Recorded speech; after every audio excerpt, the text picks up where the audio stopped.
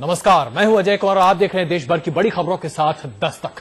आज वो ऐतिहासिक दिन है जिसमें भारतीय लोकतंत्र के इतिहास का एक नया पन्ना शुरू हो रहा है।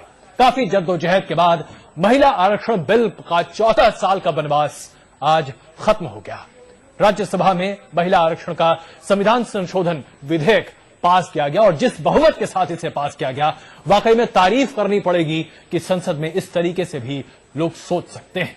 समर्थन में 186 वोट पड़े और विपक्ष में यानी कि विरोध में सिर्फ 1 वोट, यानी कि जिस बहुमत के साथ इस विधेयक को पारित करने की कोशिश की गई है, अगर यही बहुमत लोकसभा में भी दिखाई देती है तो वह दिन दूर नहीं होगा जब महिला सशक्तिकरण को जो हम अंजाम देने की बात कर रहे हैं, आखिरकार वो अंजाम, वो स्वरूप दिया जा सकेगा।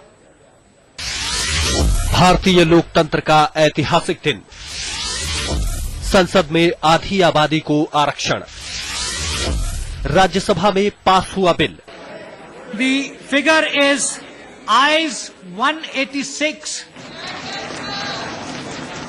noes 1.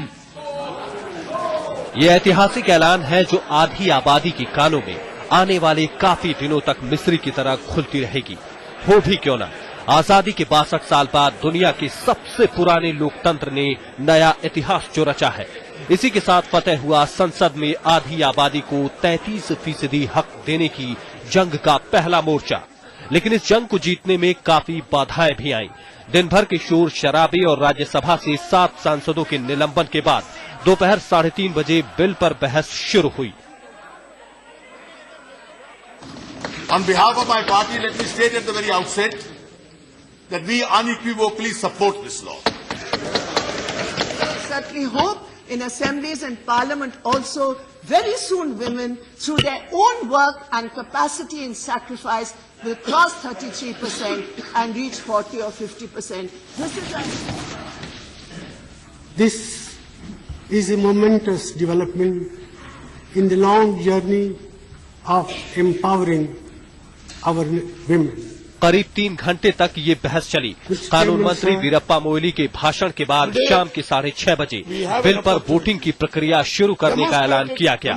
चूंकि ये संविधान संशोधन विधेयक था, इसलिए इस पर वोटिंग कराई गई। Our country will not fall back or look back, and that is the great step which we have taken today. लेकिन वोटिंग से ठीक पहले नया ड्रामा शुरू हो गया। बहुजन समाज पार्टी ने मत विभाजन का बहिष्कार किया। बीएसपी के सतीश मिश्रा ने कहा कि चूंकि उनकी पार्टी के सुझावों को बिल में शामिल नहीं किया गया है, इसलिए उनकी पार्टी वोटिंग में हिस्सा नहीं लेगी। ये महिला आरक्षण में जो बिल आया है उसमें कुछ कमियां हैं और इसलिए इन कमियों को पहले दूर करना चाहिए और तब इस बिल को यहां पर पेश करना चाहिए। इससे पहले तृणमूल कांग्रेस ने भी कह दिया था कि बिल को पेश करने के सरकार के तरीके पर उसे आपत्ति है, लिहाजा तृणमूल सांसदों ने भी वोटिंग में हिस्सा नहीं लिया। बहरहाल इन तमाम बाधाओं को पार करने के बाद बिल पर वोटिंग शुरू हुई और कुछ मिनटों बाद ही नतीजा स्क्रीन पर आ गया। लेकिन ये नतीजा आखिरी नहीं था, क्योंकि पता चला कि मशीन में खराबी है।